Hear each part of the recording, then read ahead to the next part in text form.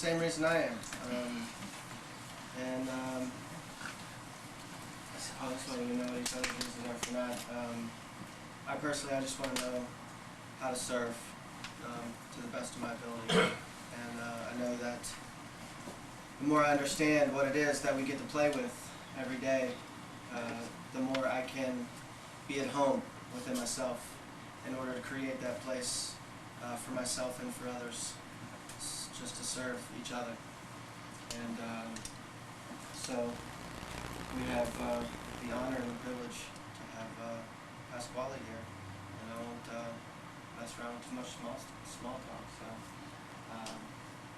everyone take a nice deep breath.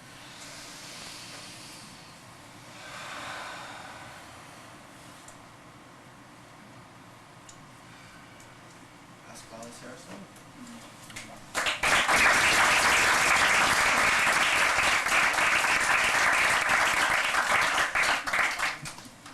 Good evening. Thank you for inviting me. I consider it a pleasure. Consider it a pleasure so many young people want to know. Want to know about chiropractic. Sorry to tell you, what you get out there, and what you get not so far away from here, is a far cry from what chiropractic really is. Now last month, on the 24th of June, I celebrated my 60th year in chiropractic. So,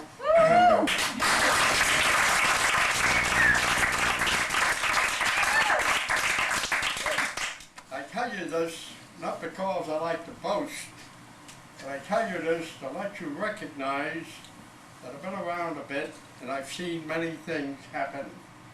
And what's happening in this wonderful calling, which I consider the last frontier for the salvation of the human race, has really taken many steps backwards. But there were a few of us who refused to go back, and so we kept going forward. And this forwardness means that chiropractic will have the forefront. But before we understand what all this is about, we must recognize what is chiropractic. Now, many of us get a definition. It's the vertebra that's not in position with the one above or the one below. Now, I'm not saying that this isn't so, but there's something even more basic than this that makes this vertebra not being in position with the one above or one below. And these are the things we have to look for. But we don't have to go far. All we have to do is take up the Master's book. And our Master, our Father, is D.D. Palmer. Now, I'm not saying that other people that followed D.D. didn't do a good job. They did. But it was D.D. who gave us chiropractic. And he makes it very clear that chiropractic, the basic principle of chiropractic is tone. Now please understand that. This is chiropractic, and it was up to us to find out what did this mean. The old man, D.D., didn't know, but he left it up to us to explore it. Now how did he get this? You must read his book, or his two books that he left us. One is The Chiropractic Adjuster, better known as The Science and Philosophy of Chiropractic, and the other one is The Chiropractor. And in both these books, you will read, if you read carefully, that he received this chiropractic from another, a spirit entity. So you see, we are not mundane. We are not earthly. We are from a higher realm. And because of this, we must recognize who we are, what we are, and what's our duty. First, our duty is to understand ourselves, because being ourselves is being chiropractic. Now, where in heavens is that one tone? Not outside of us, inside of us. So we in chiropractic today, it's for a small group that has pushed forward, look at ourselves at the crowning creation. We may not be able to perform the crowning creation yet, but we're on that road. And this is what chiropractic is about, to bring out our full potential.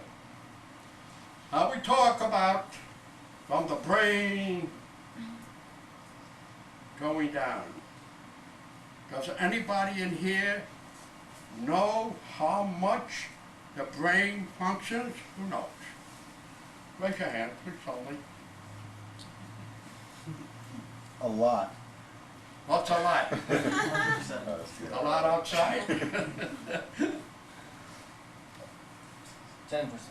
7% of its potential. Where is the other 97 or 93%? 7% of its potential. Now we only had 7% of electricity coming through here. How much light will we have? Very low. Even though, very dim, very dim. Oh, it's high time we start looking for the light. At least the old timers, of which I am the last of the old timers, used to say, turn on the light. You ever hear the expression? Turn on the light. And that's what we have to do. That's what we have to do. There is a difference between innate and the light. And that light, whether we like the name or not, is called the spirit. The difference between innate and the spirit is that the spirit is a very fine light. And the finer the light gets, the more intelligent it is. Now, I'm not talking about a universe outside.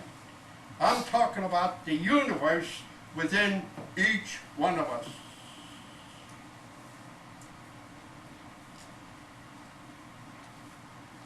The universe outside, hold on, is nothing but an image of us. Nothing but an image of us. Think of it. There couldn't be a universe out there if it weren't for us. There couldn't be.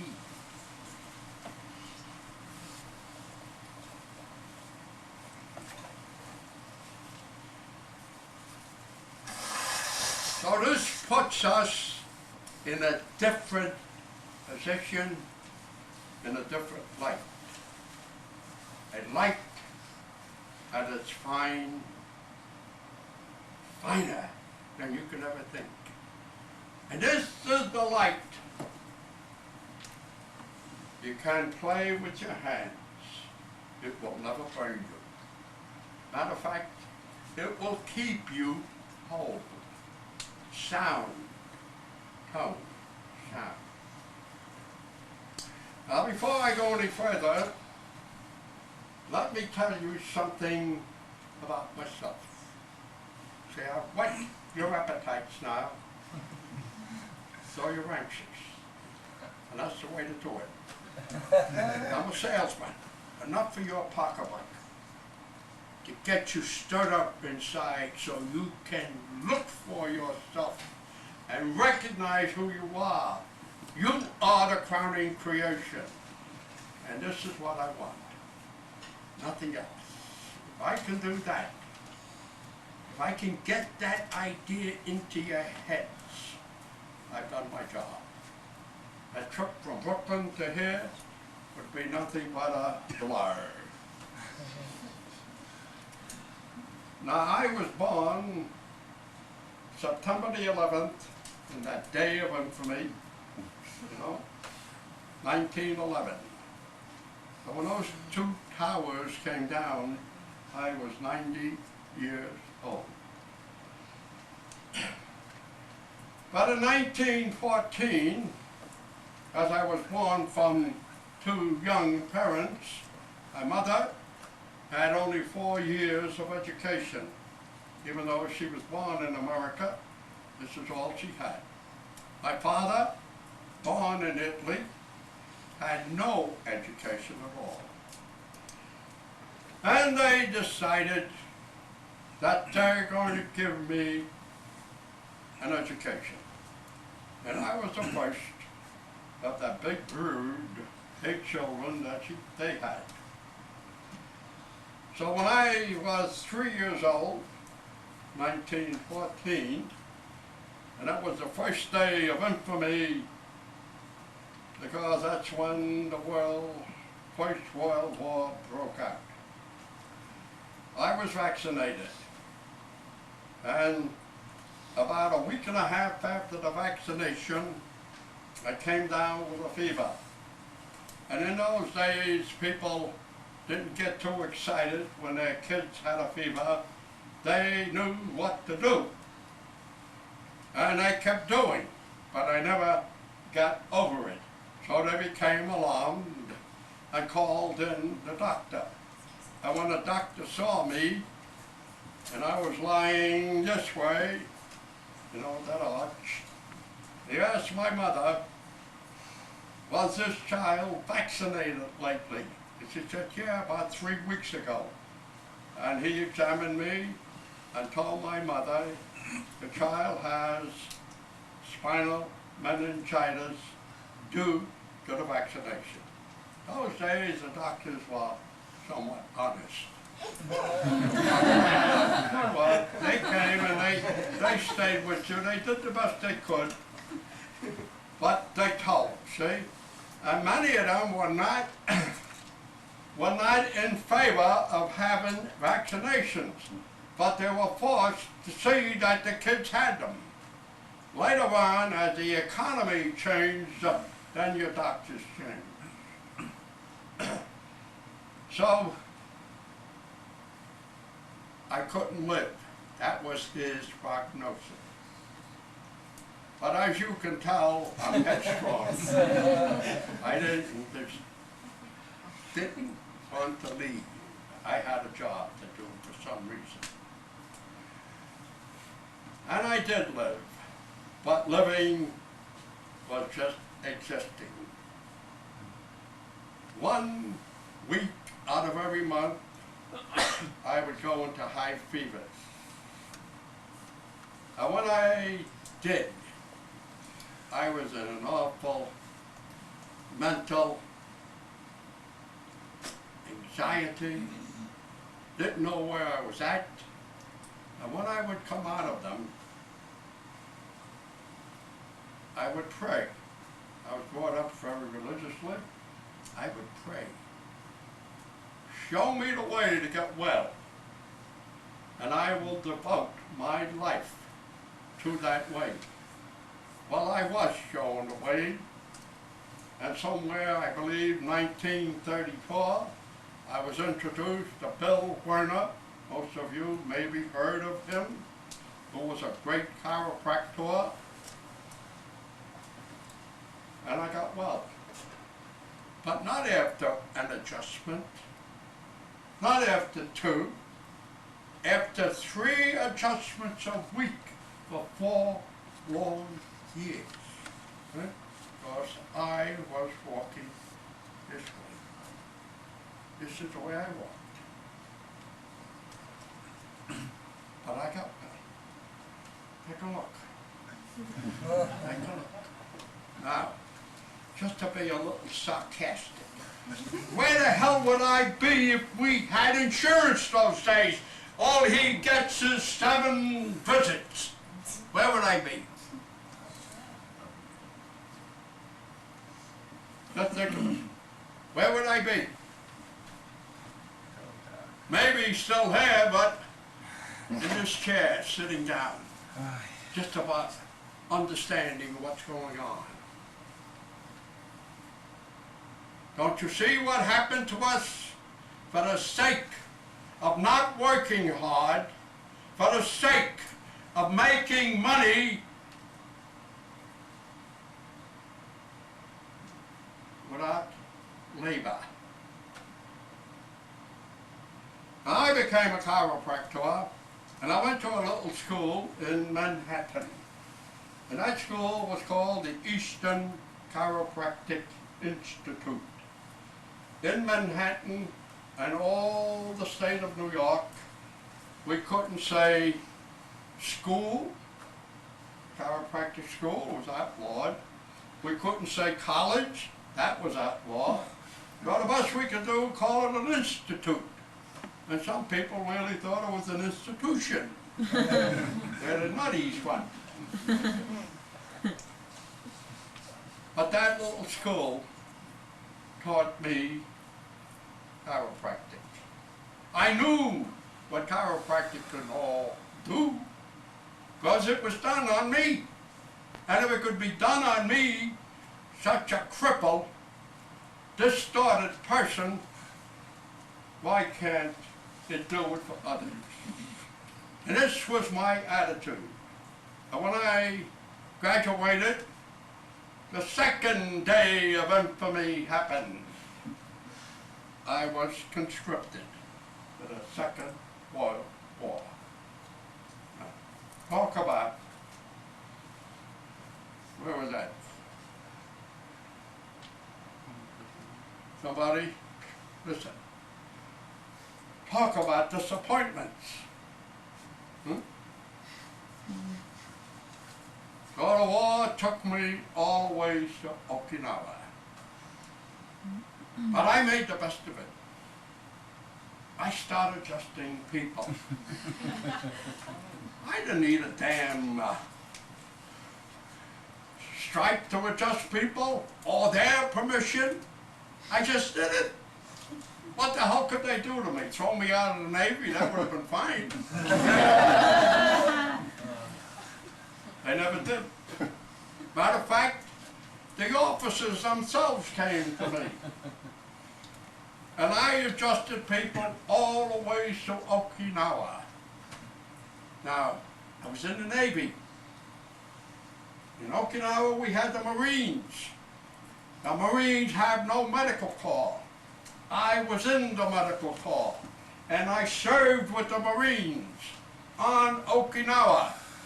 And when I would find a Marine on the ground, not shot, just lying there, and all wet, urine just pouring out, then I knew he had what they call battle fatigue.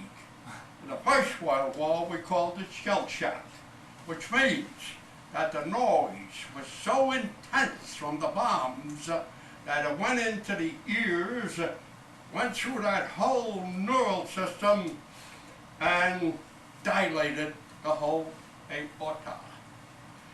Now we had artificial plasma to give them. So I figured, why the hell should I give them that? Let me experiment. And I did. And I would adjust them. And they come out. And I would say, hold on, where's your... And I look for the canteen. Now all I know is they lost fluid.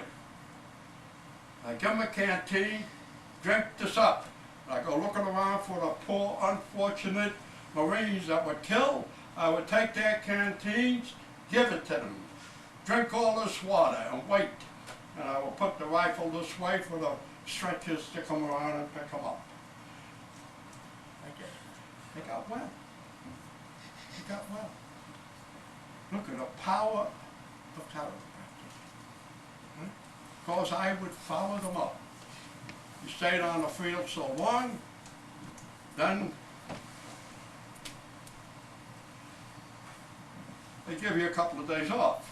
And I would go down to the base hospitals and look for these guys and, how are you feeling? I'm fine. Hey, are you? Yeah, I'm the corpsman. They call me corpsman. Yeah, I'm the corpsman. Oh, I'm fine, Doc. Thank you, thank you. Only for that poor guy to go back, probably get killed, but he was fine. You never know what chiropractic can do until you try. Now, a few months ago, I was at New Beginnings, and they had a president of 2 schools down there called Dr. Cleveland, Carl Cleveland. And he showed some pictures, given the history of his colleges, 2 of them, and how his father and his grandfather started this whole thing. I want you to listen carefully. He shows some stills about the college. Then he showed a woman who was dressed in the early 1900s. And he said, this woman had diabetes, and her leg was completely gangrenous, and they were going to cut her off surgically, but they decided not to because it was too dangerous. So they sent her home. And when she was home, a friend of ours asked her, did you try a chiropractor? She said, I don't even know what that is. But a chiropractor was brought in. So he looked at this woman, recognized the severity of it, adjusted the woman, and told the woman, I will have to be here 2 hours from now, and 2 hours after that, and every 2 hours I will be in your home to take care of you, which he did, or she did. I don't know who the chiropractor is, but I'm going to try to find out. She got better. Now look, listen carefully. All this chiropractor knew that there was something in that body that was preventing this person from getting well. And he knew where to go. And he took care of it. No evaluations. No, you belong to a medical doctor. Nothing like that. And she did get well. And she became so enthusiastic that she went to the Palmer School. And in her studies, she met Carl Cleveland. And they married. And they opened up the first Cleveland School. And then his son took over. And then his son's son, or his grandson. And this man is boasting, I'm the 3rd generation. He has a right to boast. But does he have a right to boast? Listen to what he said. And I'm going to go after him one day when I get him. Today, the chiropractors are better off than they ever have been. What do you think? I think. What do you think, young man? You bet your life. If you go like that, I'm gonna. Who today would go into a home and see this woman completely gangrenous, diabetic, and take the case? Who? Show me. Good for you. I'm happy. I'm happy. This is what we did. Now why don't we do it today? Why? Because we were a menace to the pharmaceutical homes and the medical association. They knew that we knew and that we could get results where they couldn't. They don't care whether you get well or not. All they care is they got a method, and this is what they're going to force on you, even if it kills you. Now remember, it's strong words, but take it from somebody who's been around for a while. I've seen many people go into a hospital just for a checkup and came out feet first. You know what that means? Well, dead. So you see, you're in a calling that's far greater than anything else.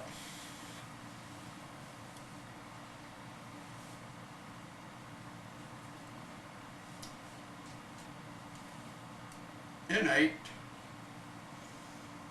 comes from here, right here. Innate, behind that navel. The navel is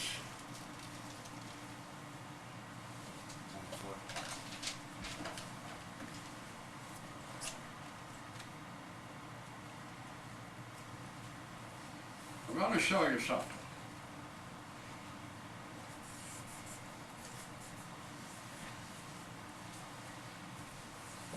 Everybody see that?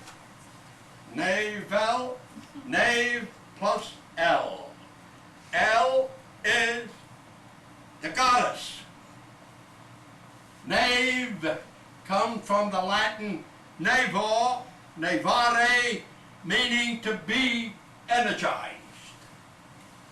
Nothing ever happens without a reason. And who gives us the energy, so to speak? Who gives us that living property? The soul. Navel, here. But this soul has no savior. Has no savior. Eh? Got it? I'll put it down. Has no savior.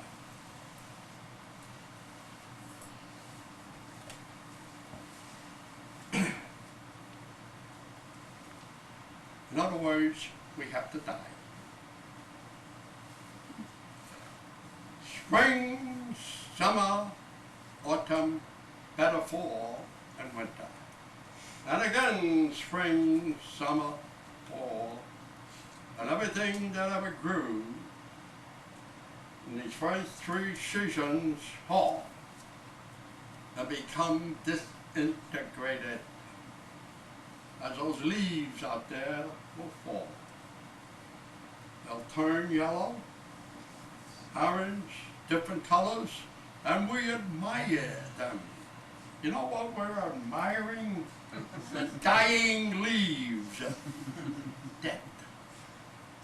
Now I'm not saying that we shouldn't, but we have to know what we're aware of. Oh. And that goes with us. But we have larger seasons than 3 months. So when we're born, which is after 9 months, 270 days, we're born in the winter season. And this is why the old European people and probably the Asiatic people would always say, don't take your children out for the first 3 months. Don't let anyone handle the child unless the child is handled by someone in a very intimate family. They were very strict. Because for the first 3 months, that child is in a winter season, struggling to live, and is still the same. And I go to seminars to talk, and in the audience I see mothers who have just given birth with a child of maybe 2 or 3 weeks. Personally, I think it should not be done. That's my feeling. And I have the reason for it. The child is in its winter season. Is this the real reason for crib deaths? Huh? They haven't found out yet, have they? Child. And also, they get vaccinated before time, before they even have an immune system. You know there is no immune system until 9 months later. If not, these are the things we should know. So how can we think about putting some viral injection into this child that hasn't the ability to kill antibodies?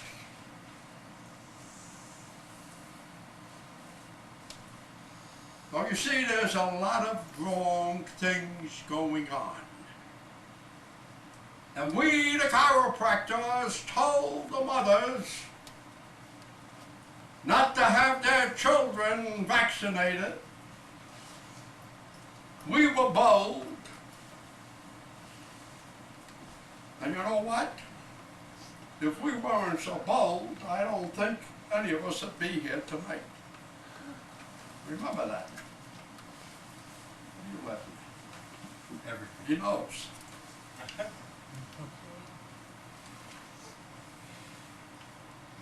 We had to understand, and we understood the simple laws of nature. Spring is to sow. Summer is for fruition. Autumn, not fall, autumn is to gather the fruit. And a child is born in the autumn season. When a child, sperm and egg come together, that's the spring. And we know, we call that the fetus. Later on, in the summer, we call it the embryo. And it remains the embryo until it is gathered out, comes out. Now, isn't that so easy to understand instead of all that bull crap you get in school? Yeah. Learn what they teach you in school, but put this with it. This is the practical part of it. The other one is something else. You see that diagram up there? They call that the dimensional man. That's not the dimensional man. That's the particle man. A man you can take apart, whether it be a male or female. Particle. A dimensional man cannot be taken apart, which we'll talk about later. See how rich we are? this is what we're working with at the moment. We want to get to the dimensional man, the whole man, man in toto. Man means male or female. And when we can work from there as the starting point, then we have it made. And this is what we're about, because it is in there where we get the one tone. And that one tone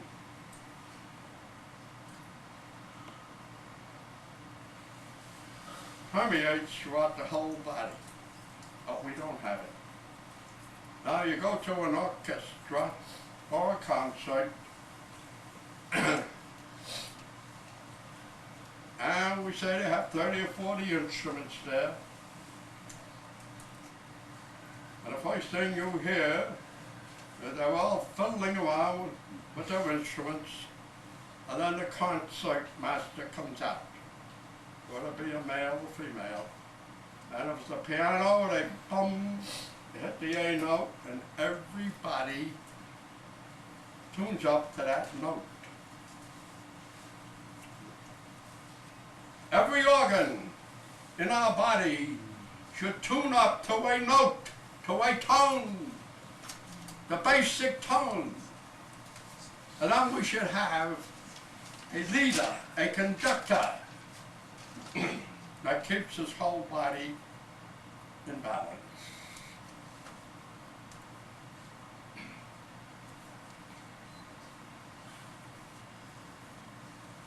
Now I've given you a lot in a few minutes, but eventually I will give you just where these pieces are. Now we all know that the brain is the upper part. And if I say brain cell to tissue cell, how much is that cell going to function? Now, anybody know? I've given you the answer before.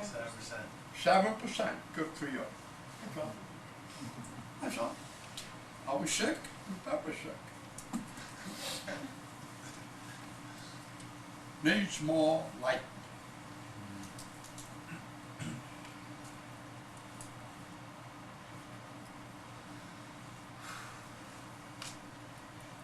Now look at this way.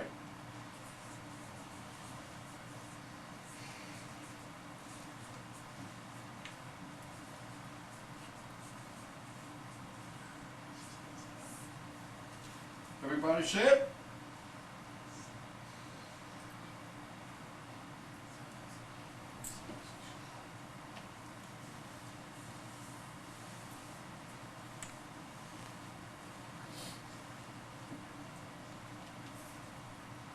What does sub mean? Somebody? Less. Inferior. What is lux? It's a Latin word. Light. And this word here is clipped. It should have an N on it. Every vertebra, did I make it right? Yeah. Every vertebra is a nation.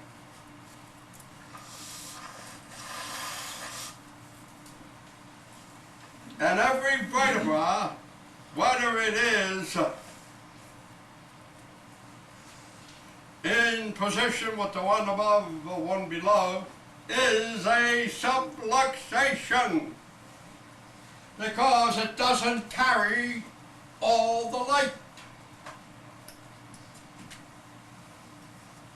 So how can we be well?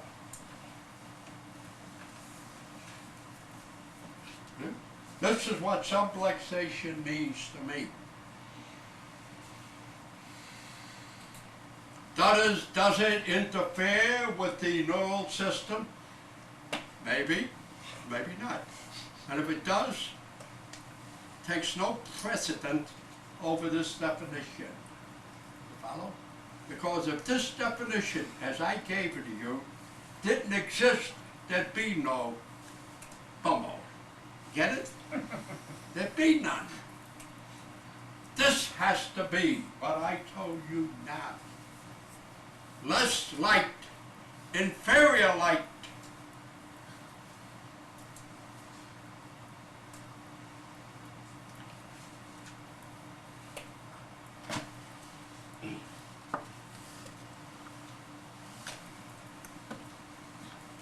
Now this is the way I ran my practice for 34 years. I looked at subluxation as something didn't have enough light.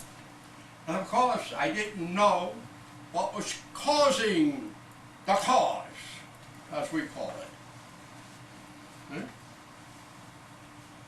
And I kept looking and looking, and I read books, and I had books on this and that, neurology, osteology.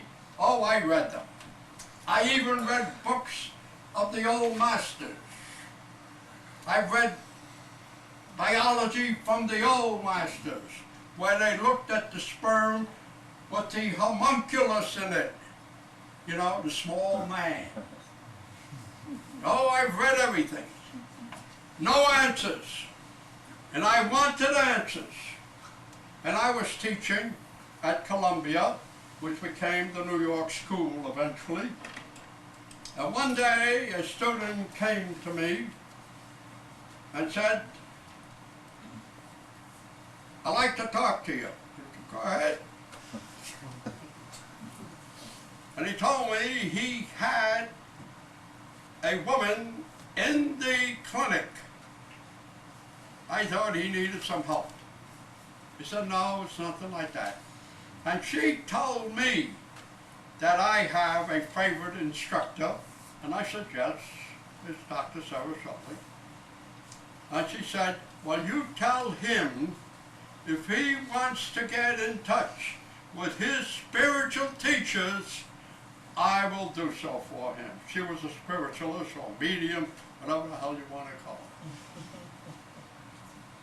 Now, I wasn't in spiritualism. I knew nothing about it. And I'm desperate. So what do?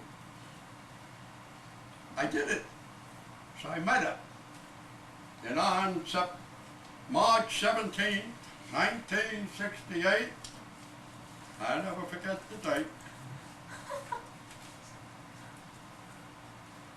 she sat down, and out came some words.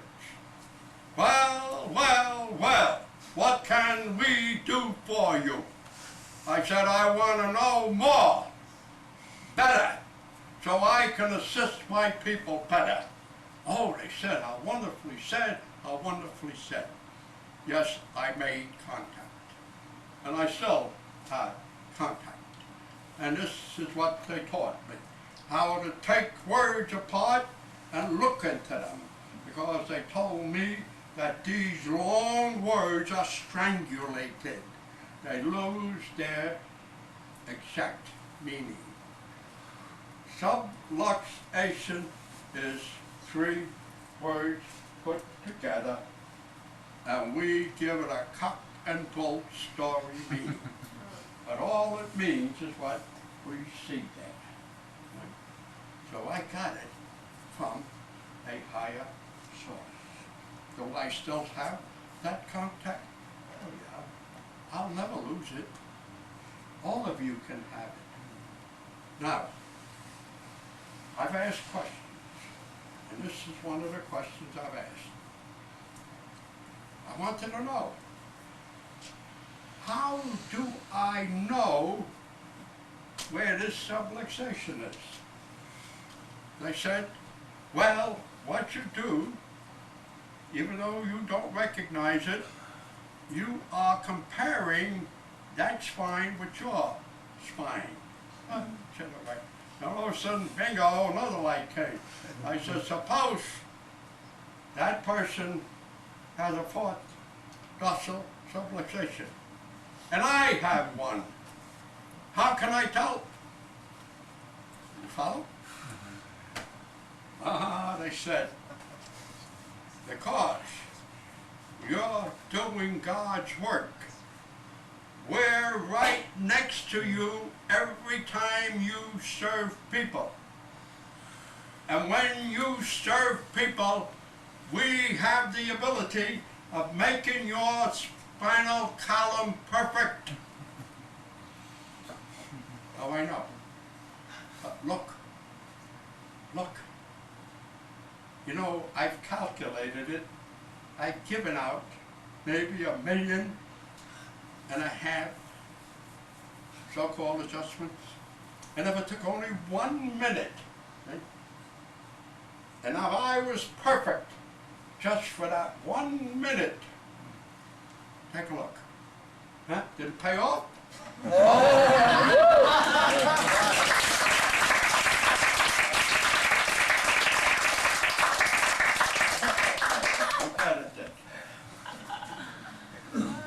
I want you all the same.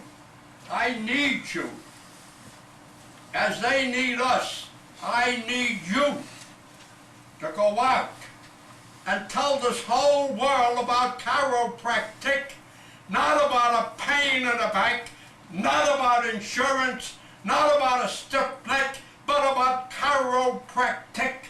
It is the way to advance to the spiritual realm.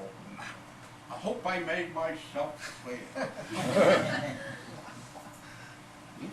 And if I come down to just this, and if this is all you get, you know what you got?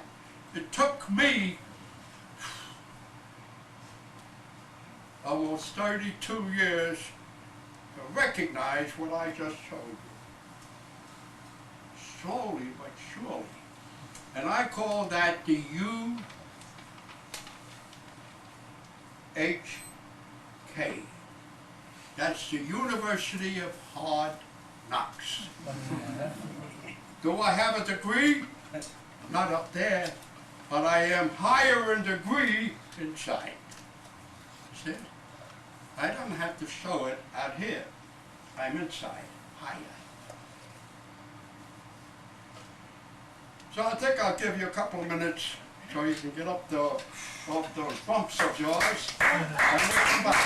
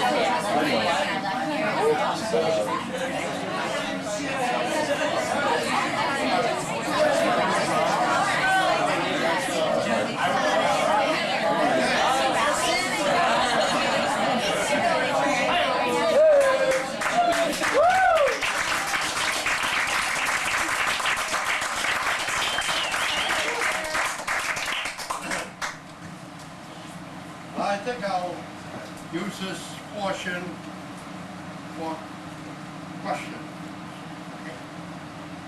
Tomorrow night, we'll go through this whole thing very thoroughly. But before we do that, I think there are certain things maybe you would like to know. No? Go ahead. You have to speak loudly. All right, how's that? That's fine. All right. So before, when you were talking about how the seasons work relative to childbirthing, That was fine? when children should be born, Yeah. saying they should be born in fall, correct, or in autumn rather, Yeah. but and following the patterns of nature. But if I'm not wrong, unless I'm wrong, aren't most natural processes aren't like new birthings happening in spring? And if so, then how does that relate to us? I don't get it. Louder. Oh, Metaphorically. all right. Forget it. The answer's on question. That's what I want. You get your own answer. Thank you. Anybody Oh, else? what that? Why is the subluxation always located in the vertebra and not somewhere else in the body? Subluxation or the spinal column, better the vertebral column, because the spine is a thorn in your side. See, thoughts are things and thoughts are words and words become.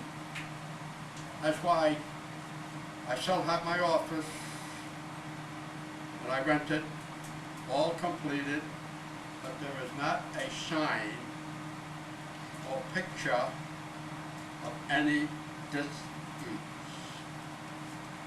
I want people to think correctly. The subluxation is in the vertebral column, but it's really the spinal column because it's thorn on our side, because it is the tree of life. And the tree of life doesn't have the light. Now, do you know anything about raising fruit as a farmer or an orchard? I'll tell you. When a farmer wants a new tree, we say apples, he doesn't buy an apple tree, he just buys the rootstock. No branches. So he takes branches, or she takes branches, off the branches that gave the good fruit and grafts them into that rootstock. Okay? Now, that rootstock can also have not only a branch of an apple, but also a branch of a peach and a pear and any other fruit you think of.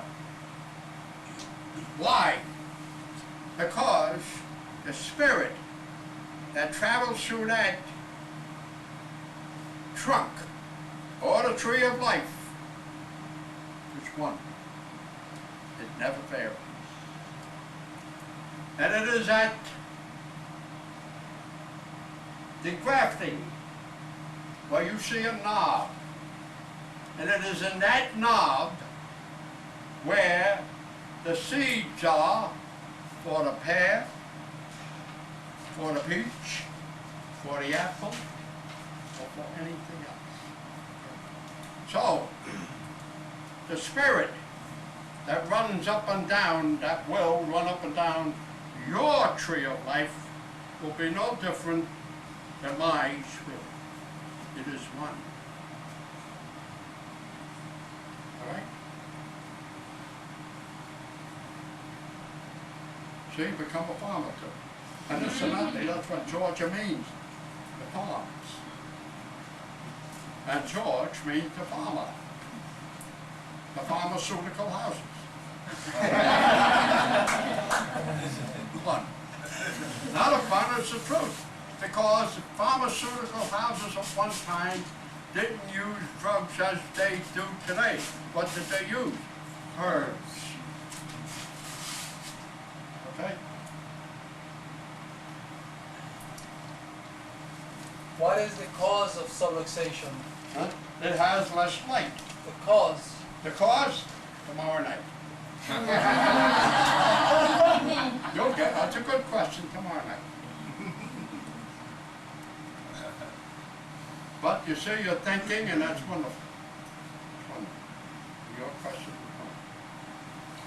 You said to locate the subluxation, we have to compare the spine of our patient to our spine. If you have your entities there, yeah, they'll help you. And you know, you get the feeling, this is it, and you don't question it. You never question the answer from the Spirit. In the book of Daniel, in the book of Revelation, it says, do not add one word or take one word away. In other words, don't reason with it. Whatever answer you get, that's it. But when you monkey around with it in plain English, then you're not going to get what you're asking for.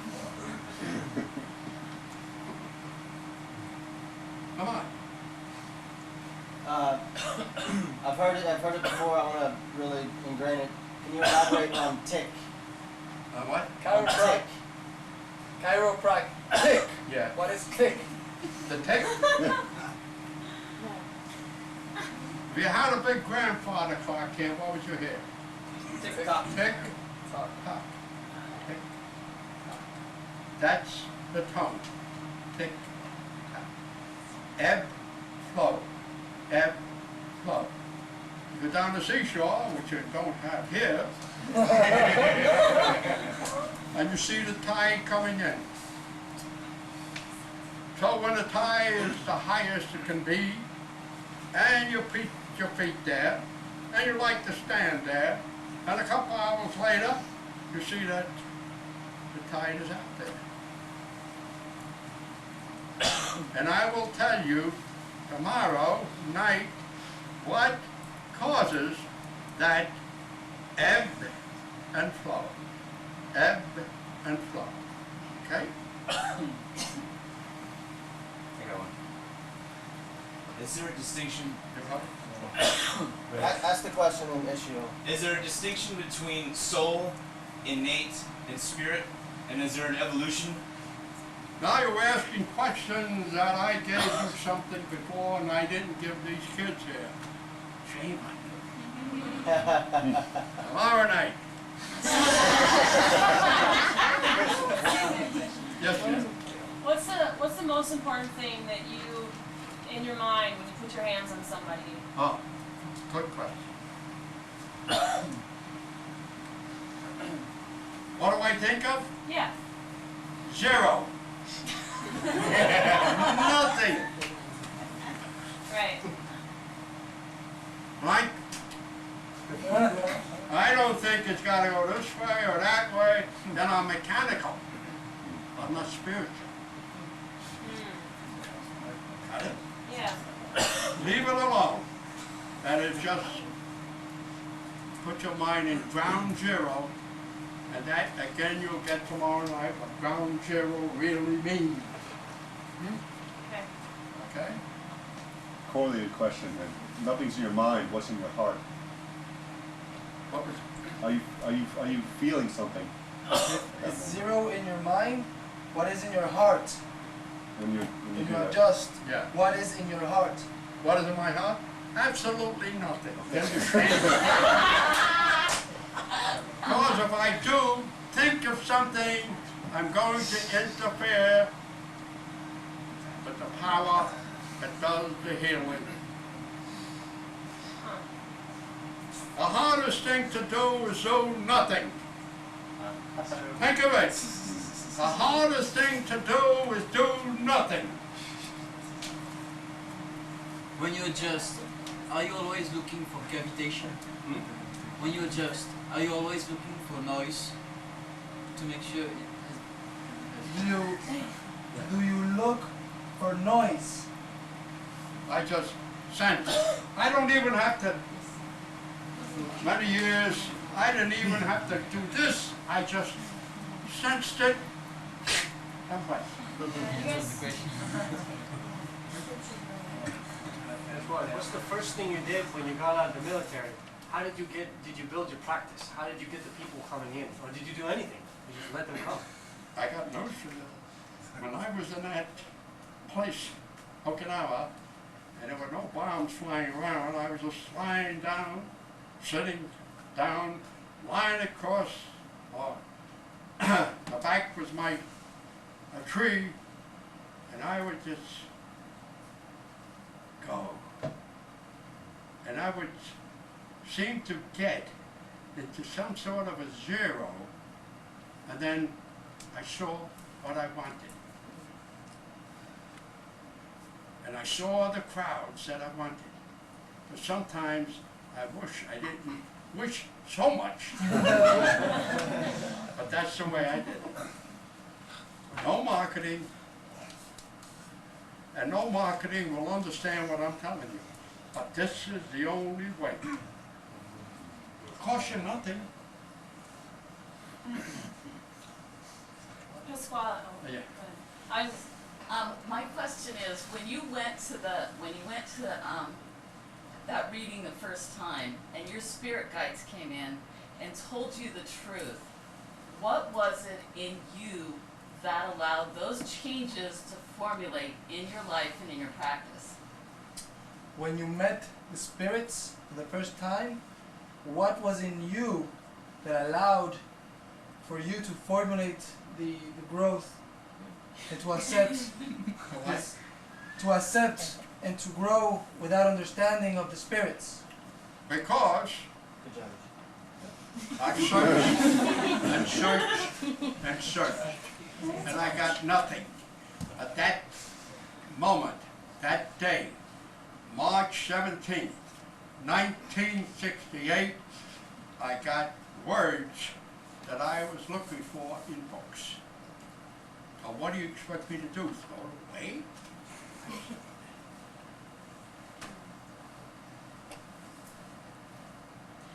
how do you have nothing in your mind? Like for you, what do you do to have nothing when you put your hands on somebody? How do I do it? Yeah, from your experience, how do you You want have? to know how I get into a blank state? Yeah.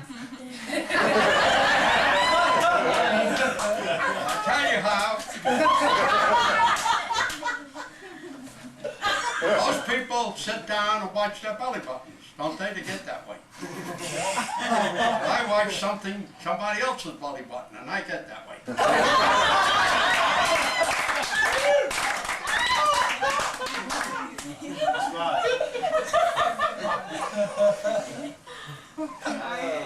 Wanna watch one? How come when you were serving people you had men in one room and women in the other, and not together? Because there are certain things that women like to talk among themselves, and they don't want the men to hear it. Especially when they went out last night and they were supposed to go someplace, you know. Yeah.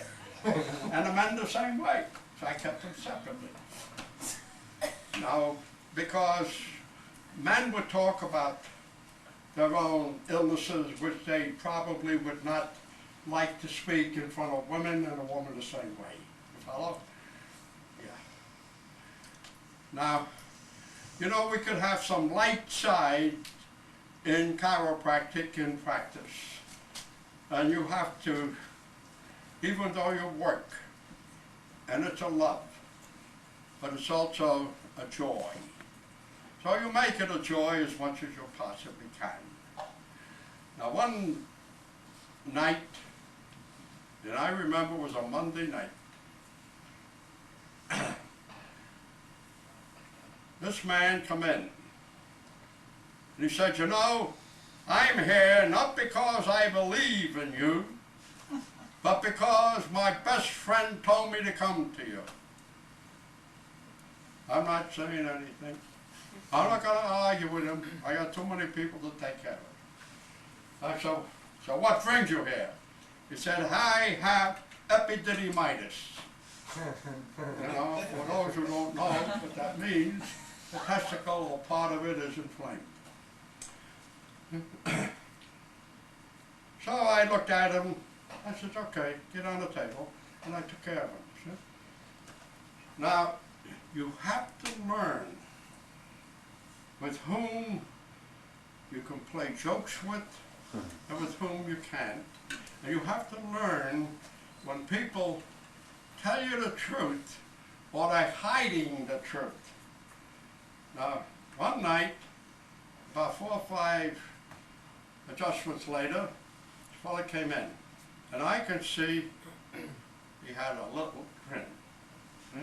So I took care of him, and when he got up, I said, "You're feeling better, huh?" He said, "Yeah." I said, "So your testicle is better, huh?" "Oh," he said to me, "you really understand about epididymitis?" You know what I said to him? He came, and it must have been my spirits that gave it to me. This is what came. I said, "You have no idea what we chiropractors know. We're really on the ball."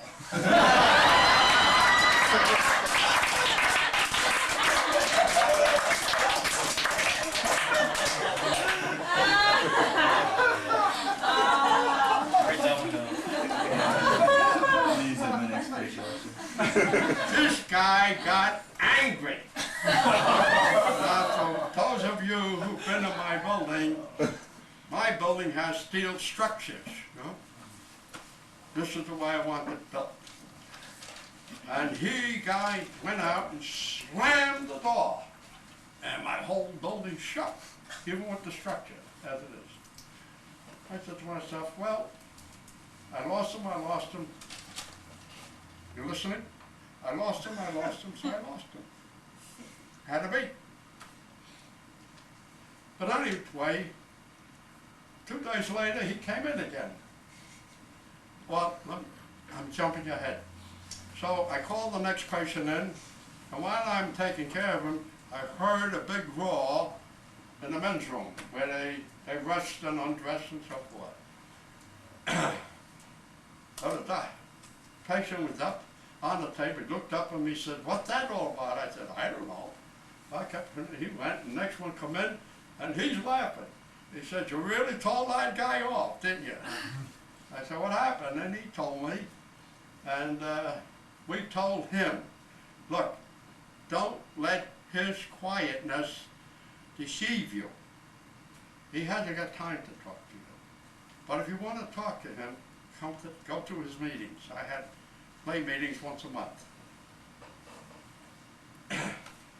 So 2 days later, when I have my office at night, he walked in again. I thought he was gone.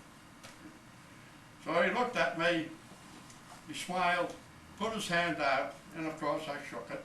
He said, "You win, Doc, you win." And this guy sent me so many people.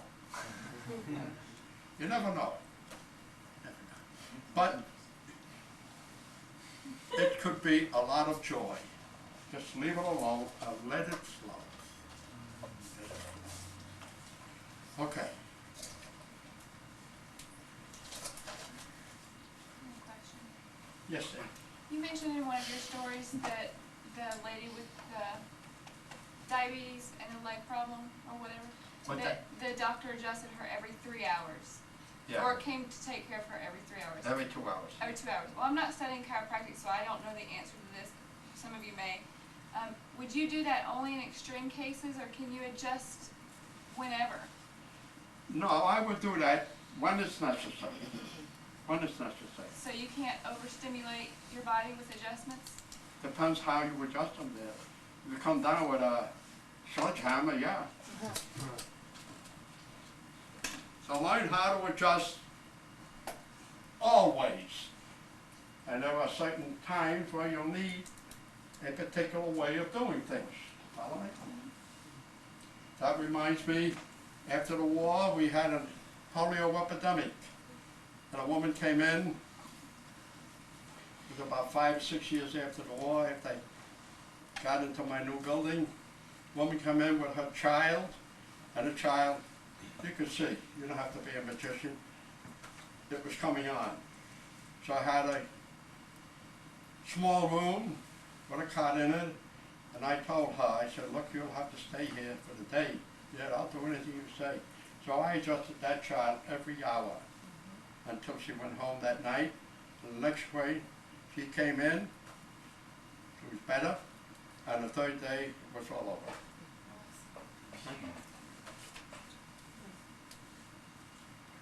be afraid, don't be afraid. Get your guitar out and play it. Don't be afraid, don't. Yes? Do you think a chiropractic adjustment from a chiropractor that's coming from spirit has the same effect as an adjustment from a chiropractor that just believes in back pain, neck pain, and that's all he's affecting? I have to say no. I have to say no. Because some of the things that happened in my office, I was more amazed than the people that happened. Now, who was at New Beginning? Who saw the film that I showed with that little Tommy, the autistic child? Who saw it? Huh? Now, I don't adjust kids, but I'll be with you in a minute. I don't adjust anybody. But this chiropractor who has this autistic child came to me and begged me to take care of his child. Now after 5 years, this child is far better. And the part that's in that film, it's enough to make anyone feel. The joy is when Mrs. Bracco, the mother of the child, said that one day little Tommy went to her, put his arms around her and said, "Mommy, I love you." Now, nobody can take this joy away from me, remember. They can torture me, they can do what they want, but this is mine. This is mine. You got a question? And you should have that joy. Yeah. But look at your yellow pages. Backache. Accidents. Chiropractic is a way of making people have a sweeter life. And let me tell you, like to hear some of my cases? Yeah. Huh? Yes, please. Okay. Now, I'm not telling you this because I want you to think I'm boasting. I'm just telling you it because it's chiropractic. And I couldn't do it unless the chiropractic came out of me. This man came in and he was sad, and I asked him, you see this again, learning how to read people, I asked him, "Bill, you look very sad tonight." Oh, he said, "My sister has cancer and she's in terrible pain. And no matter what drugs we give her, there's no relief." Now in those days, people weren't shoved into a nursing home as they are today. They bought themselves or rented a hospital bed and kept them there. So as he was going out, he turned around, he said, "Dr. Pat, would you come up and see my sister?" I said, "Surely." So we made the arrangement, and I was there, and I looked at her. She was no more than 75, 80 pounds, nothing but skin and bones. So I said, "Bill, before I do anything here, I like to wash my hands." It was an excuse to get him on the side. I said, "Please show me the bathroom." And he brought me. I said, "Come here, I want to ask you, what do you expect of me?" Okay? I didn't go up there that she's going to live. He said, "Look, if you can make her comfortable, I'll be very grateful."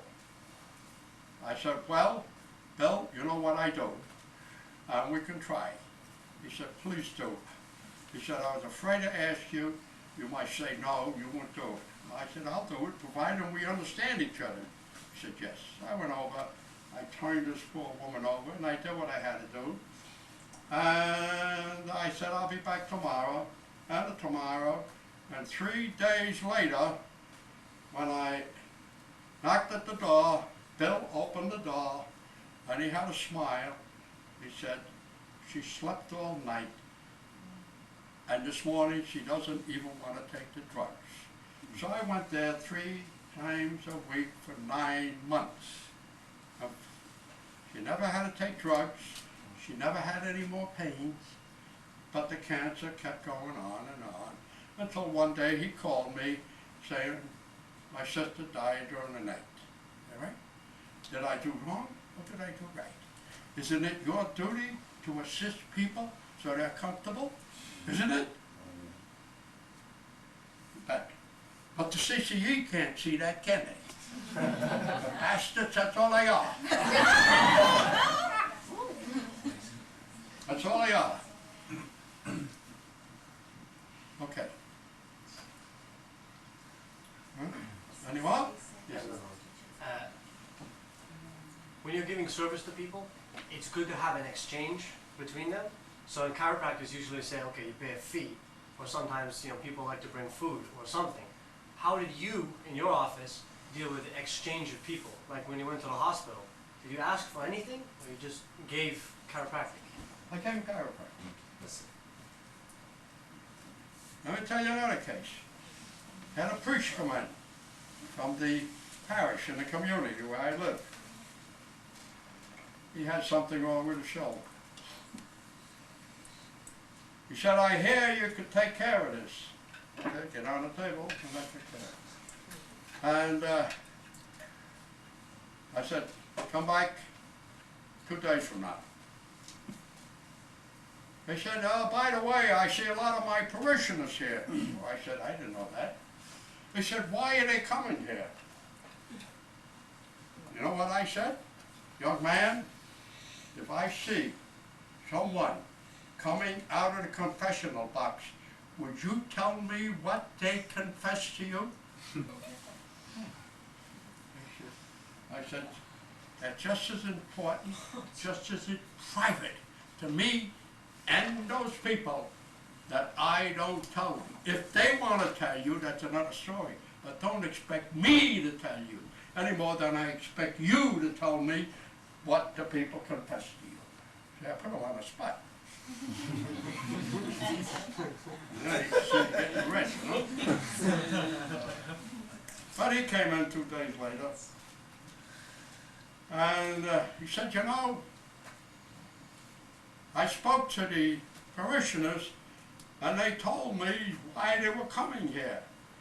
He said, shouldn't they be going to a medical man for what they're coming here? I said, young fella, they are medical rejects. What the hell is the sense of sending them back? So he looked at me. You know, I really got annoyed with him. So, a couple of days later, he came back. Now, I put some sense in this guy. First place, I don't tell him, and he doesn't tell me about people going into his black hole there, and neither do I tell him. Adjusting table. But he was feeling better. He said, I can't understand how these people can get better without medicine. The ultimate, I asked him, do you believe in God? What kind of a question is that? I said, it's a legitimate question. And I tell you why. He said, yeah, tell me. Because if you believed in God, then you will believe that God made us complete. And when we're not well, there's something wrong inside of us, and this is what the chiropractor does. Takes care of what's wrong, and then that God force heals the person. And until there was a pressure on the nerve, jabbed him with his own. He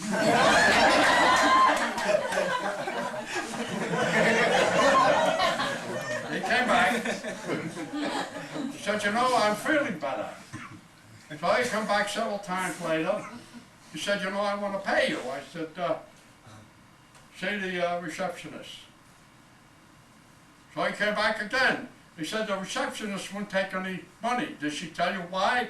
She said, yeah, because you don't charge clergy people. I said, that's right, regardless of who they are. I don't charge them. He said, well, I want to do something for you.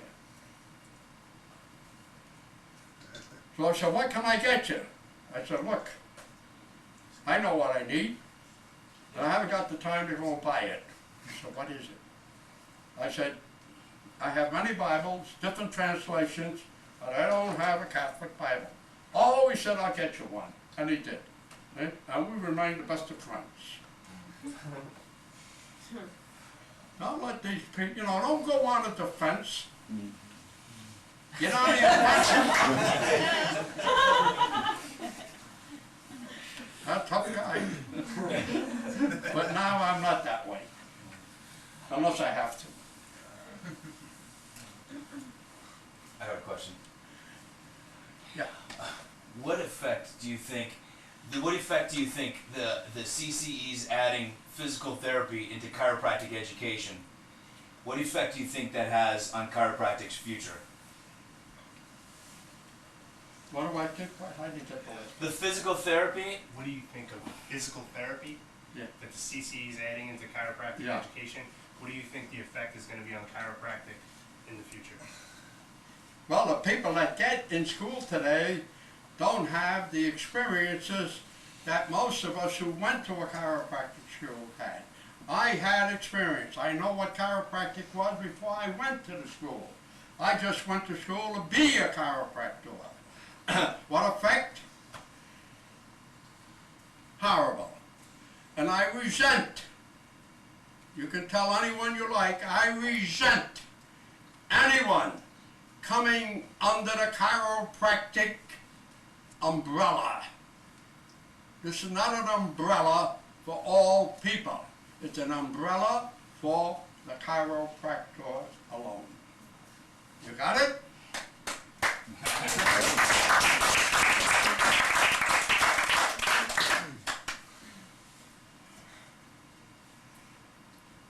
How can we defend that? Now, one more story, and then I think we can kind of fold the thing together. This is the one that really gives me the goosebumps. That's the joy I have. This mother walked in with her 1-year-old child, Mary. And this child was like a rag doll. And the mother told me that when she was 9 months old, she had an ear infection. They gave her a drug. She went into shock, and this is it. So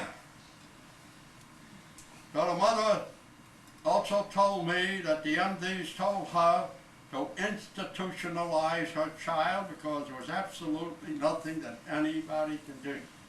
But this woman, the old Italian woman, she said, I am not going to do it. If God sent me this cross, I'm going to bear it. That's what she said. And she said, can you help? And I explained, if there's a spark of life in this child, there's some hope of some improvement. Well, she said, please. So I took care of the child. Now this is going on for about 3 months. And child, put her on a table, you put her on the back of supine, and all she does is look. Doesn't move her eyes, nothing. The mother has to feed her with a eyedropper to keep her alive. So 3 months later, no apparent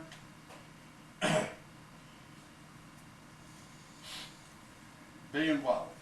Nothing apparent that's improving. But the mother looked at me and said, you know, I'm getting discouraged. I said, what for? She said, look, the child is still the same.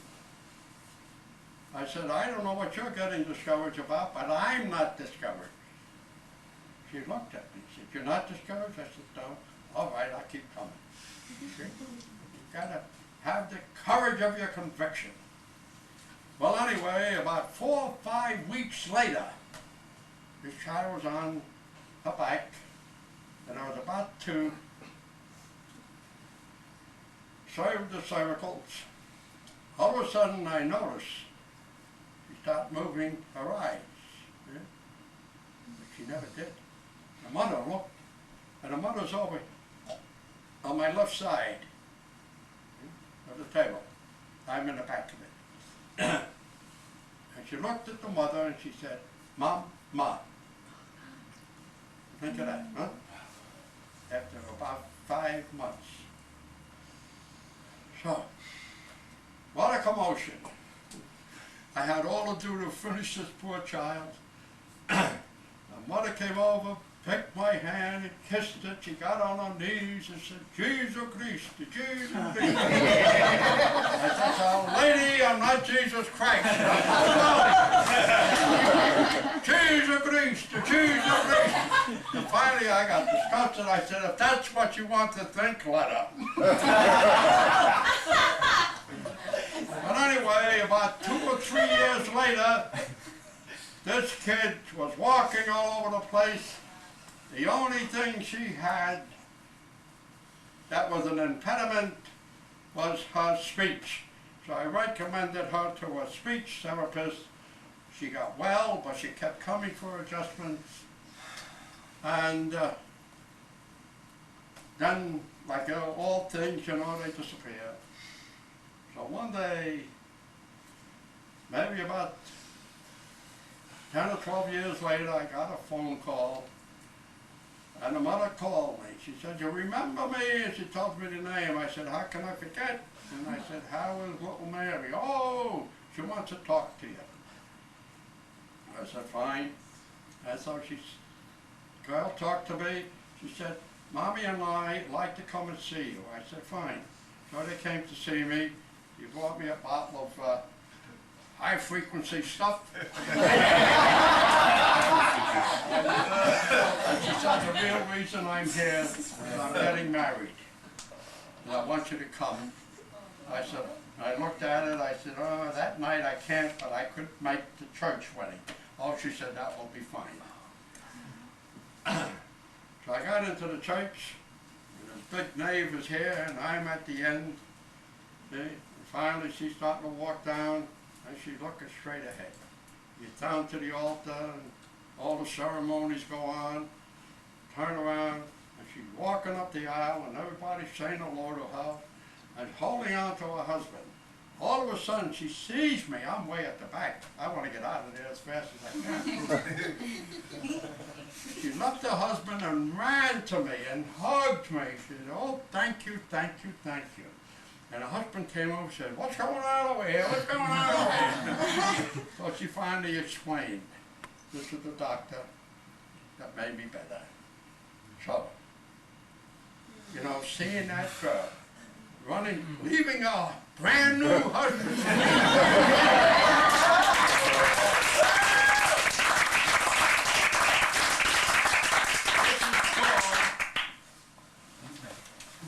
You know that ad of MasterCard? Some things can't be bought, but others can. And this you cannot buy.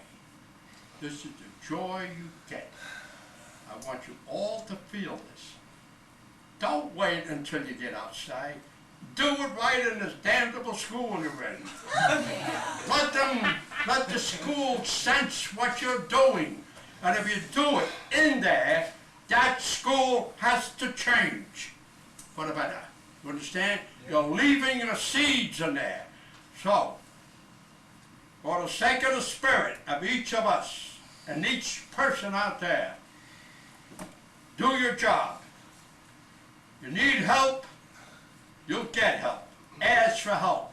You know, the knock, and I shall come and sup with you. But if you don't ask for help, you'll never get it. I ask for help. Don't beg. They don't want you to beg. Don't thank them. They don't want you to thank them. All they want to do, the spiritual people, is to help you advance so you can make other people advance, because when we advance and other people advance, you know what? They advance. Yeah? So it's a continuous cycle. Ask and you shall receive. Ask and you shall receive. I'll say it once more. Ask and you shall receive. And thank you.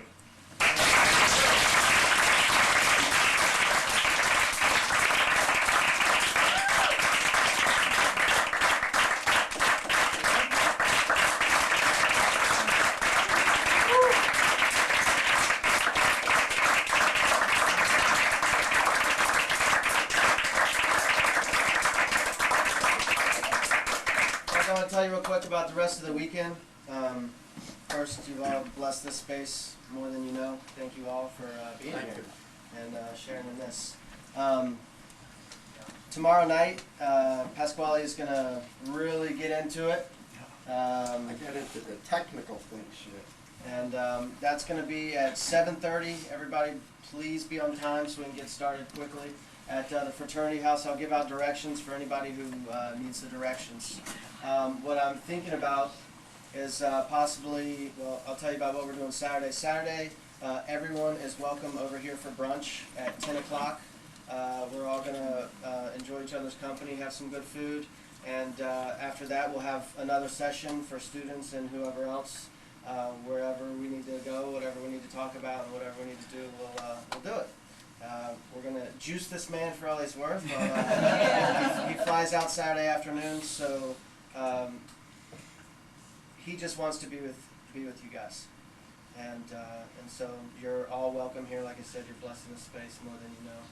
And so come, take advantage. I'm thinking right now just about possibly maybe having some kind of potluck dinner over here tomorrow before the talk, throwing that around. People, y'all can call me tomorrow and we'll see how that turns out. Maybe around 5 o'clock everybody can come over here and have dinner. Really just to make the most of all the time that he's here. Okay.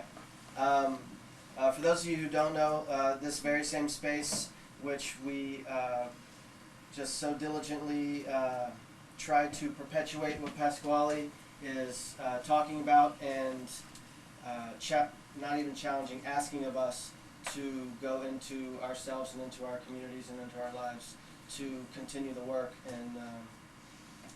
and do this. Monday night, Path of Mastery meets here at 7:30. For those of you who have not met Mike Semeka, he will be having the platform, and he is a pure ball of love and joy, and much to learn from the man. So you're all invited there as well. So you're welcome to hang out and talk amongst. Tomorrow, give me a call if you want to, if anyone's interested in coming over for maybe a dinner and hanging out with Pat. And tomorrow, 7:30 at the Frat House. Brunch at 10 Saturday. Thanks, God bless you all.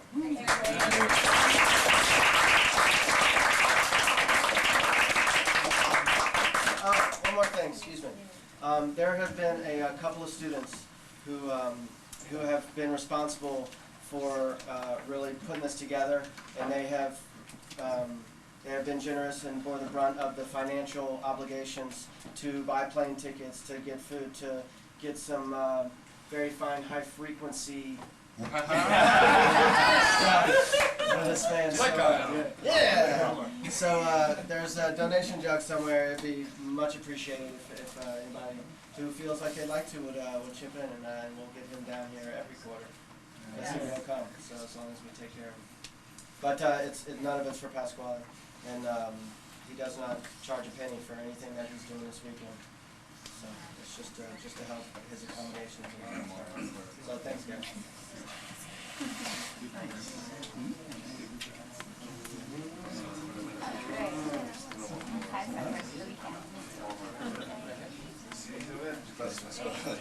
Awesome. That's crazy. Okay, thank you. I know, I kept saying. So who were you there? Like Yelena was in your class?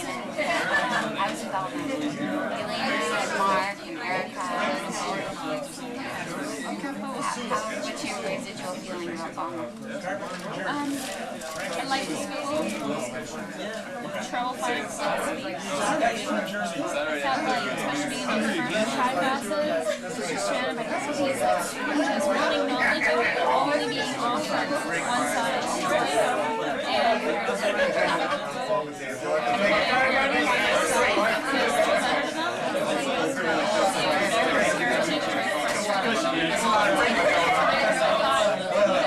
I'm leaving life for one other principles. No thought about it. Like, I didn't even think so much as a negative at all. I'm excited. There's nothing.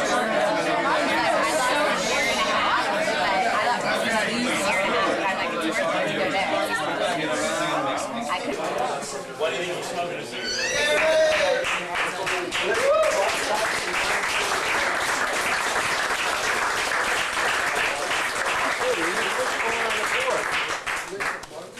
Tonight, you guys are in for a special treat.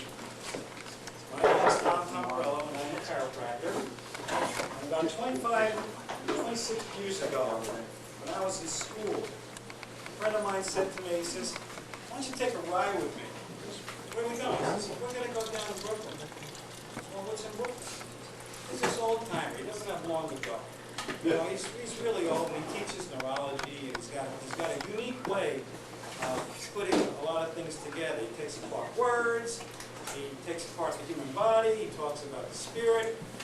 I says, oh, why not? Let me go give it a listen. So I went down down somewhere in Brooklyn. I didn't know where it was, and I thought my life was in my hands at the time. I didn't know what to expect. And out comes this gentleman here, and he gives a little talk. I said, this stuff is really interesting. But I was a student like you guys, and you were busy with school, working, and living your life. But I didn't get down to Brooklyn like I'd like to hear one of these things. So I kind of like put it in the back of my head. Then about 10 years ago, I ran into Pasquali again, and he was doing the self-centers, and I started to get involved in it. And I started to learn things, and my whole life changed. This man knows things way ahead of where the earth is today. I studied vigorously all types of metaphysical, alternative, other types of healing, physical principles, anatomy, and every time I think I come upon something that's pretty far out, I run past Pasquali, and he already took care of it. He already read it, he already knew about it. So I said, you know, why don't I just show up and try to absorb? Because obviously this guy's tied into something. I wanted to find out a little bit more what he's tied into. So I used to go to these self-centered meetings, and I'd learn more and more and more. Then I realized, and I looked back at our roots, and I looked back at the words that D.D. Palmer spoke about, that he wrote, and then the words that were transpired down to BJ, and how things are today. And I'm seeing, it's kind of like that telephone game, where one person tells one thing, another person tells another thing, and it gets kind of mixed up. So to me, I want to get to the source. And then when I realized what was going on, and how the source was being perverted, so to say, I said, something isn't right. Anyway, I started listening to Pasquali, and he was going back to the source, not realizing how far that we had already gone as chiropractors, how many questions that we had already answered as chiropractors. You know, what goes beyond life? What is life? Where it comes from? All that work has been done years and years and years ago. But somehow, you know, you lose sight of it as you're busy studying your anatomy, physiology, and all these other things. So, well, I could probably go on for hours about all the things that I've learned from this man. But I'll leave it to say that the education doesn't stop. And he's well connected, as you're soon to find out. So without further ado, I'd like to introduce Dr. Cerasoli.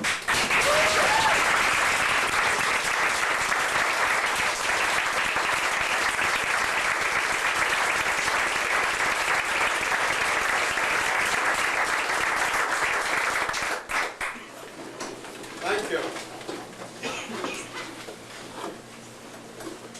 I remember the first time, or the first day I went into school, and the president of the school came in, also taught, and he said, I want you all to know one thing. In chiropractor, the older you get, the more valuable you become. Right? But tonight, I realize what he said, and thank you for being here. Huh? Yes, that is true. You have a job, you get old, when you're chiropractic, you never have to get out if you don't want to. Because I know, I have people still calling me, would you please take me at least once? And if I do, I know what happens, so I have to recommend them to somebody. Now, I gave up my practice so I could delve deeper into the philosophy, which eventually will become the wisdom. Well, first things first, you have to learn by steps. And tonight, last night I spoke to some things, but tonight I like to get into what we call the science of chiropractic. And we do it with the neural system. Now, notice I don't say nervous system, because thoughts are things. In hell, I'm not nervous. I'm just calm, and I have a neural system. I don't have a nervous system, okay?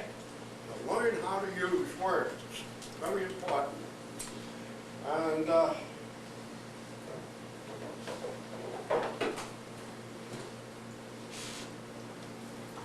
thank you. Now we know that the neural system consists of what we call the peripheral or the outside, and the inside, which is considered the central neural system. And things from the outside come in and register within the neural system, the central part. And of course, it works the other way, but it doesn't really go outside here. It stays within us. It gives messages to our muscles and to our organs. And it doesn't give messages directly to the bones, but it does send messages via the bloodstream, because we do have nerve endings at the bloodstream, at the arterioles and the venoles. And in the venoles and the arterioles, these nerves are picking up information, and they're sending information into the bloodstream. Now, whatever information comes in, now the bloodstream must enter a little hole in the bones, which we call the nutrient foramen, and it carries these messages in there, and as the neural transmitters, which are chemical, and as the blood, which is chemical, now turn the messages into impulses and go and stay within those bones as records, codes. The word is code. We're being coded. We're being coded all over the place. We're being coded at the skin. We're being coded at the membrane of the cell. The intercellular fluid has codes in it. The blood has codes in it. And this is what we're living for, to take in information, more and more. And the more information we take in, the more we can store. And don't store your riches on earth, where the moths and the rest can get at it. Of course, they're talking about the money you put in your bank now. But take your riches, those codes I was just talking about, and store them in heaven, where neither the rust nor the moths can get at them. Follow? This is, now, when I take passages from that book of the Bible, I don't take it out as some religious excerpt Not that I haven't anything against religion. You can be as religious as you possibly want to be, but I take it out about the story of us, man, male, female. I take it out as a story of me. I want to know what's going on. So within that book there are certain good passages that can open doors for us. Now we all have to start at the bottom, and if we don't, and if we start somewhere at the top or the middle, and because it's been handed to us through inheritance, such as people who just make their introductions, come from male and female, sperm and egg, and the sperm carries a certain amount of information in, and the female does, and that comes in, and a child is born with that information. But that information is hidden way in the back somewhere. And so, through the neural system, we can explain chiropractic if you don't want to go beyond science. If you want to pick the MDs, I'll give you the one. Now, the central neural system consists of the spinal cord and the upstairs, which we call the brain. I'm taking this nice and easy, and you'll see that neurology is not that complicated. And make it complicated, guess what? They want you to stay there. And the longer you stay there, the more money they get the hell out of you. And I'm not kidding. I'm not kidding. So, let's go to the neural system inside called the central nervous system. And since we have to start at the bottom, we'll start with the spinal cord. Now, I'm not going to draw the whole round spinal cord, because what you'll find on the left side or the right side, you'll find on the other side. So you already know half of neurology. Have you seen this? Simple. So, we'll make a half a circle, and then we'll put the gray matter right here like this. Okay, this would be the posterior, and this would be the anterior, and if you like to use an easy word, that's the front, this is the front, and that's the back. That's it. So simple. Now, we're going to put a line here, and this is the skin. And underneath our skin, there are many little receptors, little fingers, and that information is out here. And that information, those little fingers, like the beetle eye within the intestines, are probing out here. Yeah? Right underneath the skin, they're probing, they're looking, they want to eat. So when they find something that's agreeable to them, each one picks up some information or food and brings it in this way.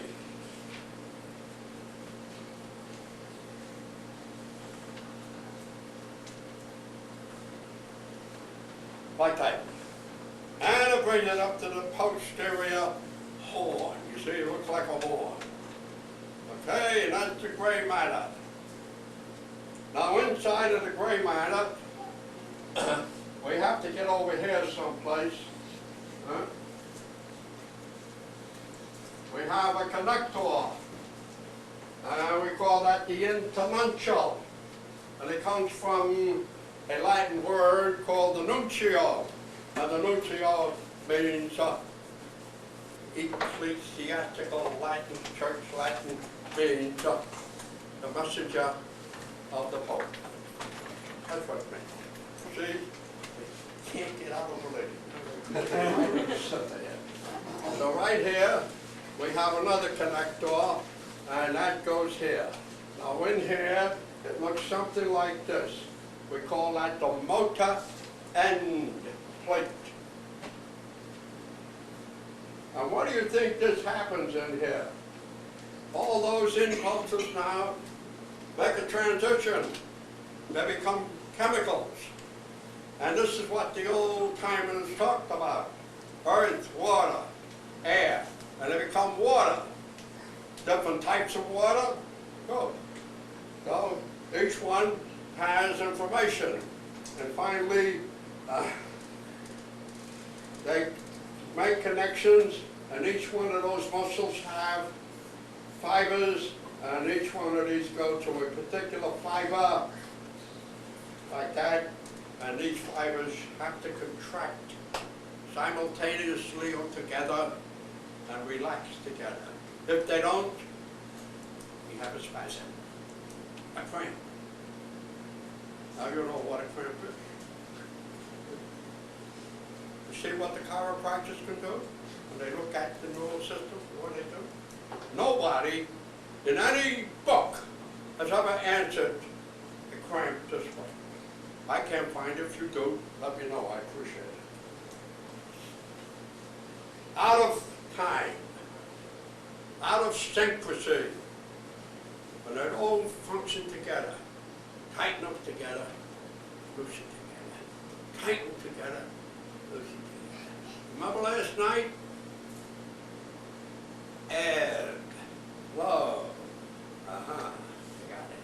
So basically, that is the basic law of nature, ebb and flow. And don't forget it. We don't get this in books. We don't get this in schools. They forget about nature. They forget that we are nature. And therefore, what's out there, we have to synchronize ourselves with that. Now, if an irritant, which is bad food, comes in, guess what it does to that muscle? Puts it in spasm and holds it there. Now these muscles I put here, and guess what they hold? Right here. Muscles are right here. Yeah? And then you have another one here, like this. Like that. And you have your two footways. Now what came first? That irritation or the subluxation, as we call it? Questions you gotta ask if you want to progress. And incidentally, if you want to live more, go. If you're happy, you want to go, go. I'll make a contribution, I'll give you a last card. Got to work. You got to work to live. You got to work with a pick and shovel all your life. Now is the time to let that gray matter upstairs start functioning. And guess what? In between here, we have other little nerve endings. And they are called the proprioceptors, meaning belonging to myself, belonging to the self. See? Now what do? They come in back in here, yeah? And then this can connect upstairs with 2 or 3 or 4 vertebral spinal segments, and down 2 and 3, 4 spinal segments. And we call those the proper tracks, meaning tracks that belong to us. Well, look at the specificity here. Is there? Who knows where it's going to go? Who knows? Who knows? Even if you kill the guy and you dissect him, you never know. Now this comes around here, this way, and it holds this tight. If it holds this tight, what's it going to do to these bones here? You got a subluxation. Are you happy now? He's a scientist, you know. He could never understand it, now he does. And if you can remember this, just this little thing, no one can deny it. If they deny it, they deny their own work. That is, the neurologist and the physiologist and everybody else. Now inside of your library, there was a book called The Science and Logic of Chiropractic. Notice how I say tech. And it's written by J. Robinson Joyner. J. Robinson Joyner was a chiropractor, but he was a student all his life. He wanted answers, so he let his practice go. So he had to have this book published. And the publishers need money. So he'd come over and ask me if I would publish it for him. I said I would. So if you see my name in there, you'll know how it came about. Okay? Now it's in there. The copyright is out. And if it's permissible, make yourself a photostatic copy. If it's permissible. I don't know what your rules are there. If not, get yourself a copy, print it up, and distribute it. Because if you want the science, you got to start from the bottom. Here, right here. Okay. Now these impulses, Pasquali, we call them inimical. can you repeat his name? J. Robinson Verner, V-E-R-N-E-R. These impulses, we used to call them inimical, unfriendly, that means. Unfriendly impulses, aliens. So break it into nice, easy language so you can understand. If you have to speak to some people that are somewhat educated but don't have the background that you have in this particular discipline, speak to them the way I'm speaking to you now. But if they start using bigger words, then you do it. Then you do it. But I like to be nice and simple. Simplicity tells me the truth. Easier than all these big words.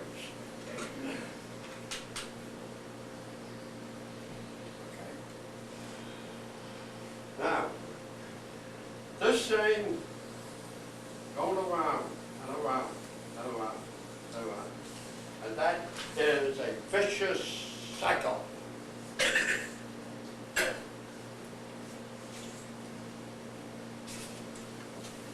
Now, I taught this, and I think it must have been about 8 years ago I gave this talk. Today I didn't look at a neurological book. Let me refresh it. I just get up there, do it. I'm not trying to remember anything. It just comes out. Let it come out. Let the Spirit guide you. Okay. Now, I was away all day, and Haig, the other part of the day, and a couple other people, they just see me read books on this, did I?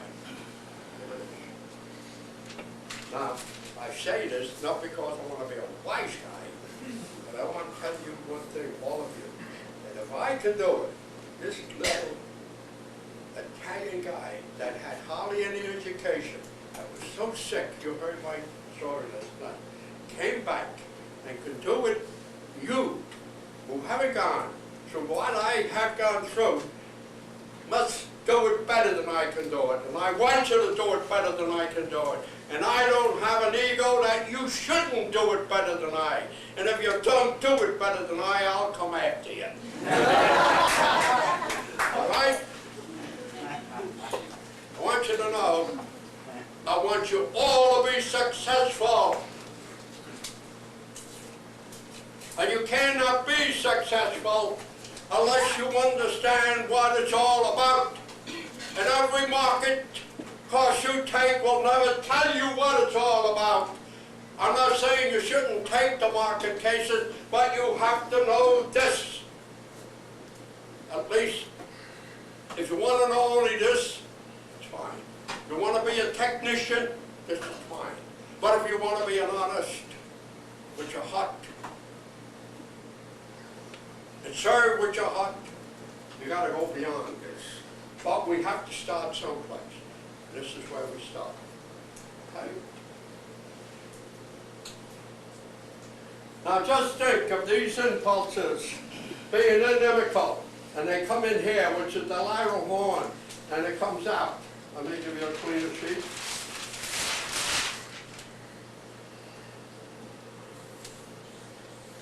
Right in here. They come in this way, and this one comes down here this way, and this one goes out. But over here, there was a little switch. And somebody pulls the switch, and this one comes in here.